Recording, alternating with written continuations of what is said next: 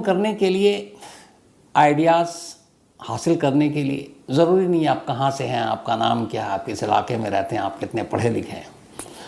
अगर एक बार गलत रास्ते के ऊपर आप सोचने लगते हैं तो फिर उसी रास्ते पर चल पड़ते हैं। आज की कहानी 4 ऐसे लड़कों की कहानी है जो सभी 10वीं फेल है, लेकिन जो काम ये करने जा रहे थे उस काम का सच जब सामने आया तो अच्छे खासे पढ़े लिखे लोग, पुलिस, इन्वेस्टिगेटिव एजेंसी, वो भी दंग रह गई। दुनिया में शायद कभी किसी बैंक को लूटने के लिए बहुत सारे सुरंग बने होंगे, बहुत सारे सुरंगों की कहानी तो मैंने भी आपको सुनाई है, लेकिन एक साथ एक सुरंग के 3 रास्ते बनाए जाए और उन 3 रास्तों की 3 पहेली हो, जिसे समझने में पुलिस को वक्त लगा, और जब पहेली सामने आई तो पुलिस भी हैरान कि यार मतलब सोच क्या है इनकी। एक बंदा होता है कि चलो जी एक सुरंग बनाना, चोरी करनी है, यहाँ एक से उनका जी मन भर ही नहीं रहा, लालच भर रहा है। उन्होंने कहा जब बना ही नहीं, इतनी मेहनत कर रहे हैं तो एक सुरंग के 3 रास्ते खोलते हैं, बाकी जगह भी कुछ काम हाथ मार लेंगे। ये कहानी यूपी के 4 लड़कों की है और इनका बॉस, इनका सरगना, उसका नाम अमन खान, ये बुलंदशहर का रहने वाला। परिवार पूरा है इसका, भरा पूरा, लेकिन कुछ काम धंधा ठीक से चला नहीं, कोई क्रिमिनल इसका बैकग्राउंड अभी तक है नहीं, तो लोगों से बहुत उधार ले लिए। कई लोगों की आदत होती है उधार मांगने की और फिर न लौटाने की, और ये सबसे बुरी चीज़ होती है। तो उसे भी उधार का चस्का लग गया। जब तक उधार मिलता रहा, घर चलता रहा, फिर जब मांगना शुरू किया, लोगों ने तकाजा करना शुरू कर दिया कि भाई पैसे लौटाओ, तो वो परेशान हो गया। अब 1, 2, 3, 4 कितने को लौटाए, पैसे हैं नहीं।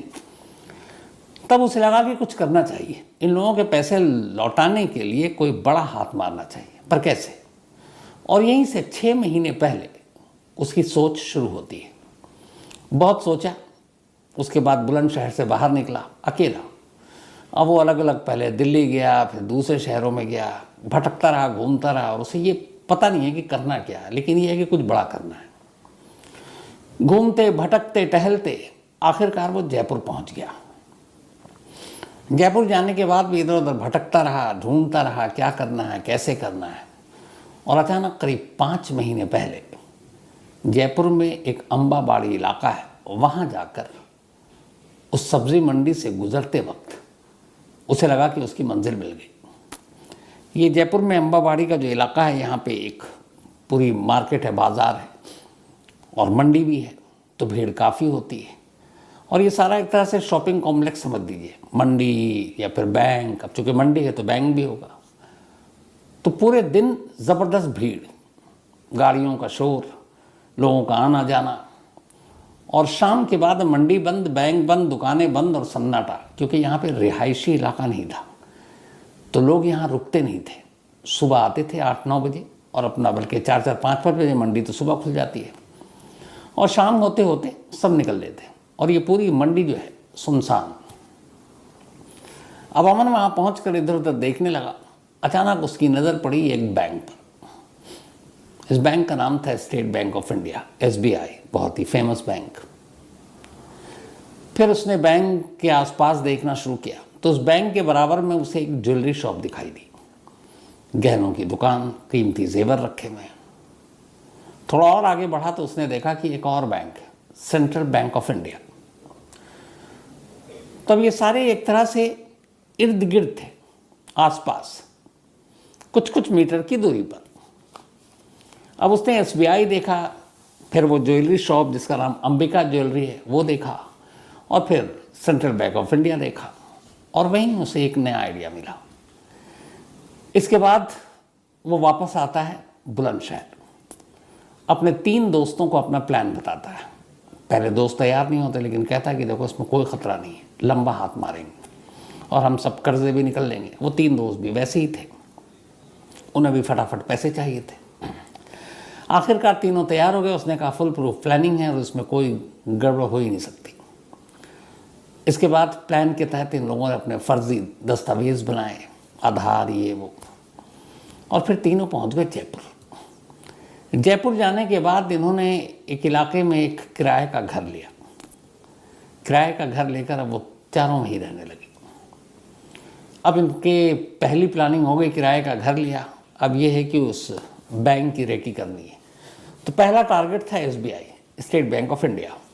अब इनमें से एक जाता, फिर दूसरा जाता, तीसरा जाता और बैंक के अंदर नज़रें दौड़ाता, कहाँ कहाँ लॉकर रूम कहाँ है, स्ट्रांग रूम कहाँ है। आने जाने के दौरान पता चला कि यहाँ लॉकर है, लॉकर की फैसिलिटी है इस बैंक में, क्योंकि मंडी थी, बहुत सारे कारोबारी थे।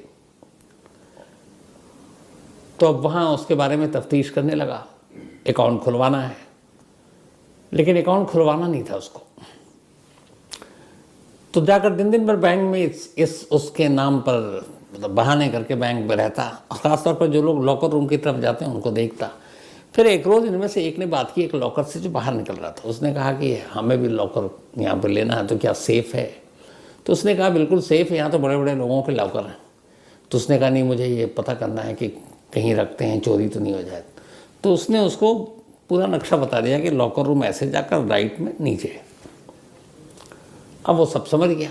उसे अकाउंट नहीं खुलवाना था, क्योंकि उसे मालूम था अगला स्टेप क्या होगा। अकाउंट खुलवाएंगे तो फिर सारी चीज़ें देनी होंगी, कल को चोरी होगी, वो आएगा रेडार पर। तो ये सब कुछ नहीं। और जब बैंक जाता उसे भी पता है सीसीटीवी फुटेज है, तो मास्क पहन लेता या गले में कुछ मफलर टाइप डाल लेता ताकि चेहरा पूरी तरह से ना आए, कैप पहनता।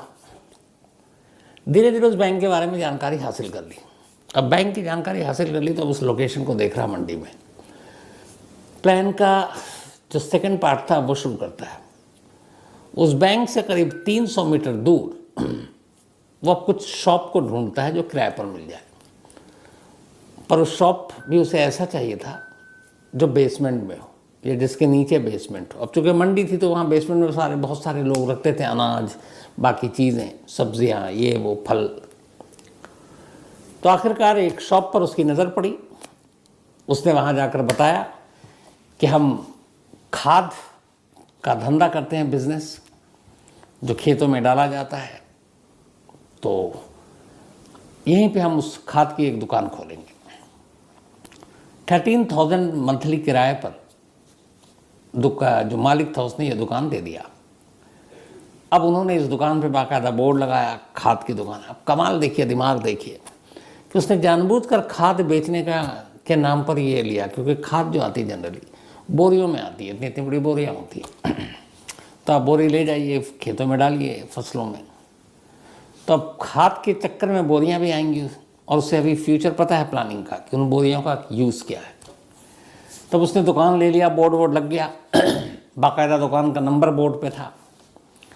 अब थोड़े दिन तक दुकान पे बैठा, चारों तरफ देखता रहा। अब तक सब कुछ चेक कर लिया था, सुबह कितने बजे लोग आते हैं, शाम को कितने बजे सन्नाटा हो जाता है, घर यहाँ पे है नहीं तो कोई रहता नहीं है।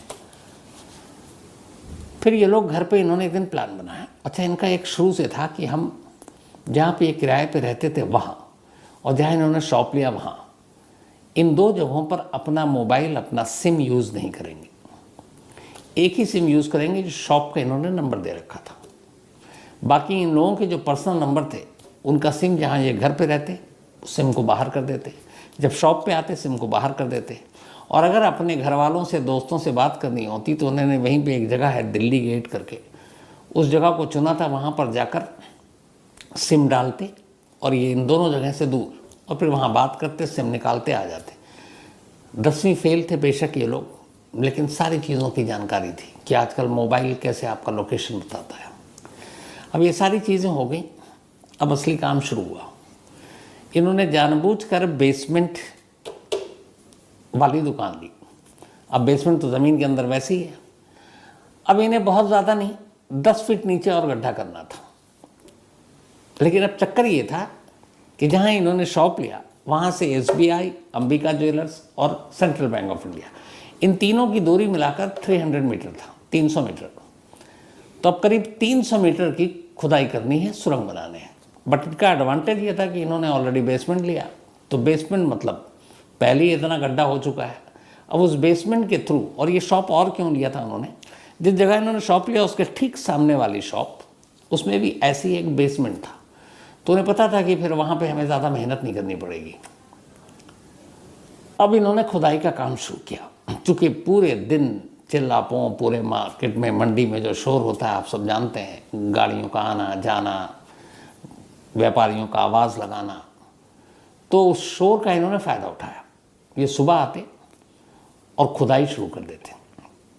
खुदाई शुरू करने के बाद जो मिट्टी निकलती वो खाद वाली जो बोरी उसमें डालते जाते और उसको उसी शॉप पे रखते जाते, क्योंकि कोई ग्राहक भी आएगा तो पता चल जाएगा खाद की दुकान है, और वो रखते जाते। करीब 4.5 महीने से ये खुदाई का काम चलता रहा, लास्ट 4.5 मंथ। इस दौरान में जब बोरियां इन्हें लगा कि ज़्यादा है तो खाद की बोरियां भी ये मंगाते थे ई रिक्शा पर, और लोग देखते थे और बड़े खुलेआम खाद की बोरियां आ रही हैं जा रही हैं। तो उन्होंने उन्हीं बोरियों में जिस पे खाद लिखा होता था, वो जो मिट्टी ज़्यादा होती तो बोरियों में रखते अपने शॉप में, फिर बीच बीच में वो 6, 7, 8, 10, 12 बोरियां करके ई रिक्शे पे लदवाते और ले जाते, और कहीं सुनसान जगह पर रिक्शा रुकवा लेते किसी खेत के पास, और उसके बाद उन बोरियों की मिट्टी वहीं फेंक देते। तो किसी को शक ही नहीं होता कि ये मिट्टी कहाँ जा रहा है, क्योंकि खाद की दुकान है, बोरियां आती जाती रहती हैं, उन्हीं बोरियों में मिट्टी का पूरा इन्होंने डंप कर दिया।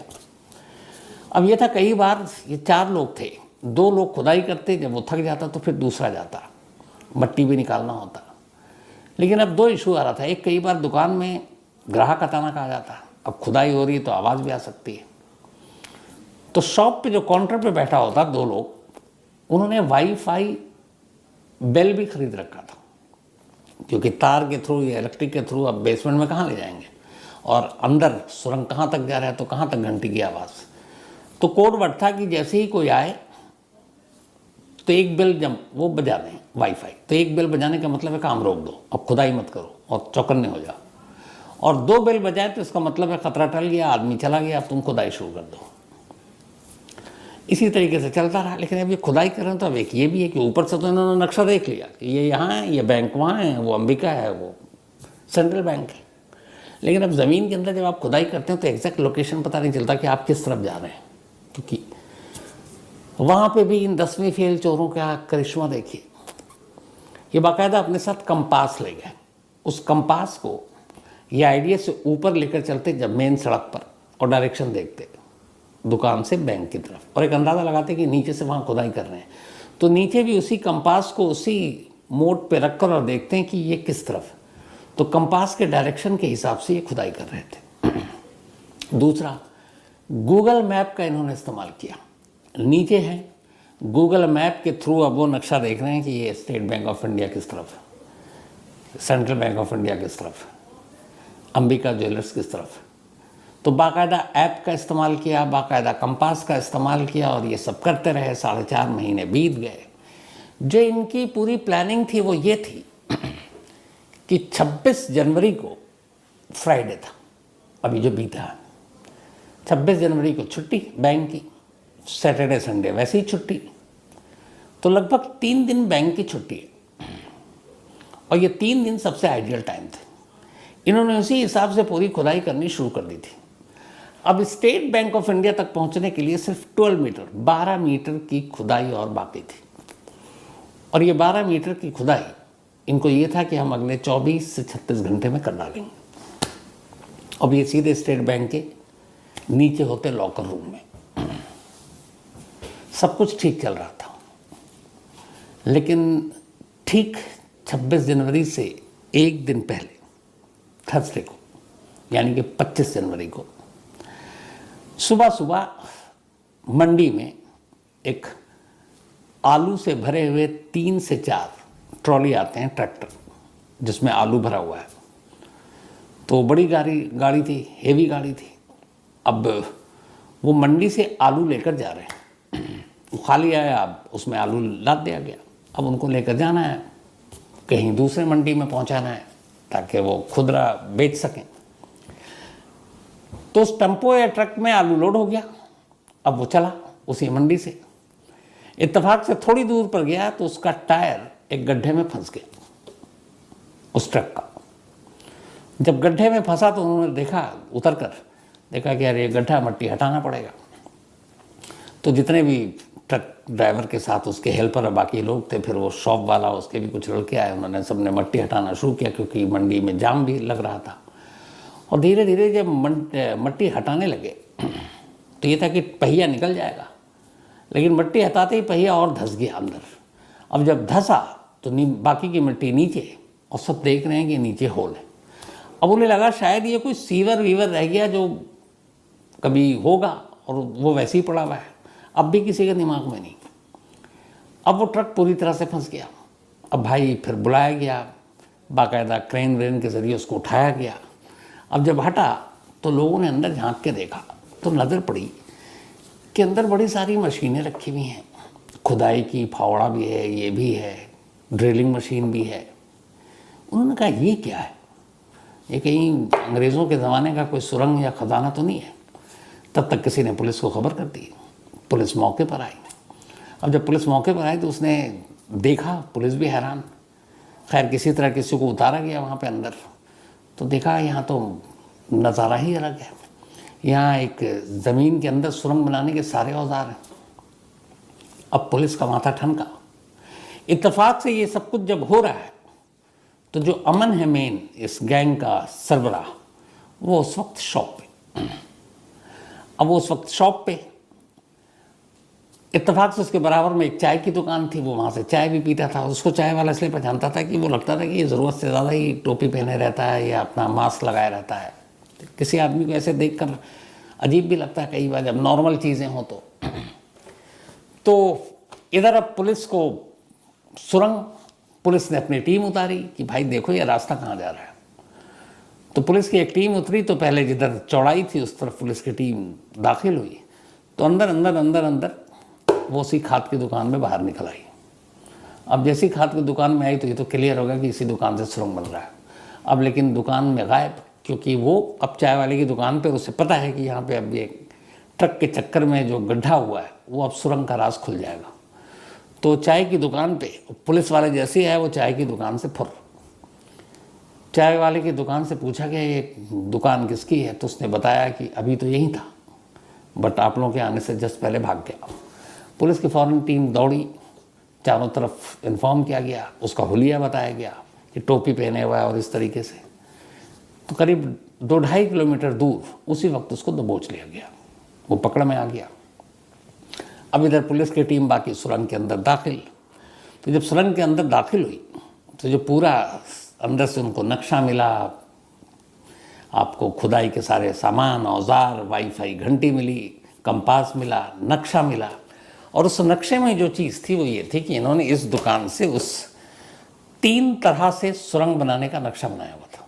एक स्टेट बैंक ऑफ इंडिया, एक अंबिका ज्वेलर्स और एक सेंट्रल बैंक ऑफ इंडिया। अब जब उस सुरंग का मुआयना किया गया तो देखा गया कि ये सुरंग का एक सिरा बस 12 मीटर दूर था स्टेट बैंक ऑफ इंडिया से। लेकिन कमाल ये था कि जो स्टेट बैंक की तरफ सुरंग है उसके पहले 2 और मुंह उन्होंने खोल दिए थे सुरंग के, मतलब 3 रास्ते बनाए थे। अब जब पुलिस ने उन रास्तों की तरफ देखा कि ये कहाँ जा रहा है, उनको अभी तक पता नहीं है, बट नक्शा जब देखा तो पता चल गया कि इस नक्शे के हिसाब से सुरंग बनना है। इसका मतलब है एक सुरंग SBI, एक सुरंग जो सेंट्रल बैंक ऑफ इंडिया और एक सुरंग उस ज्वेलरी शॉप तक जा रहा है। अब उठाया गया, पूछताछ हुई, तब उसने कहानी बताई कि जब हमने देखा तो हमें लगा कि सुरंग के रास्ते क्योंकि बहुत सारी ऐसी चोरियां हुई हैं, तो हमने सोचा कि जब इतनी मेहनत कर ही रहे, इतनी 4-5-6 महीना सुरंग बना रहे हैं और 300 मीटर तक जा रहे हैं, तो 20-30 मीटर की मेहनत और कर लें। यहाँ पे कमाल देखिए, तो कम से कम इसके साथ साथ दूसरा भी मिल जाएगा, दूसरे के साथ तीसरा भी मिल जाएगा। तो ये तीनों पे हाथ साफ करना था, क्योंकि एक ही बार में सारी चीज़ें हो जाए ताकि ज़िंदगी ऐश से गुजरे। बस यही सोचकर इन तीनों को टारगेट किया था। लेकिन इत्तेफाक से हो सकता है वो ये 26 या 27-28 के बीच में कामयाब भी हो जाते हैं। लेकिन अफसोस एक आलू ने, क्योंकि ये मंडी हाउस में बैठे थे, इनकी सारी प्लानिंग बर्बाद कर दी।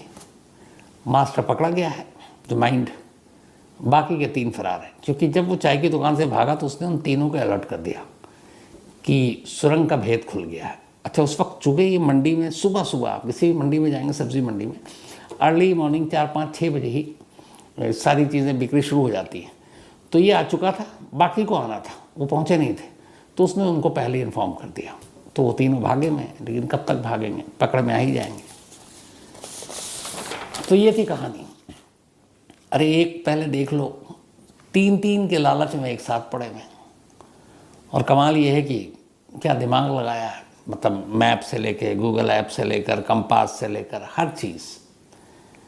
यही दिमाग अगर अच्छे काम में लगाया होता तो शायद न इन्हें उधार लेने की ज़रूरत पड़ती, न इनके परिवार पर ये बीतती, और अच्छी खासी ज़िंदगी गुजार सकते थे, क्योंकि दिमाग ऊपर वाले ने दिया था। लेकिन वही है कि जब दिमाग ही अंधा हो जाए तो फिर आप अच्छाई और बुराई में तमीज़ नहीं कर पाते।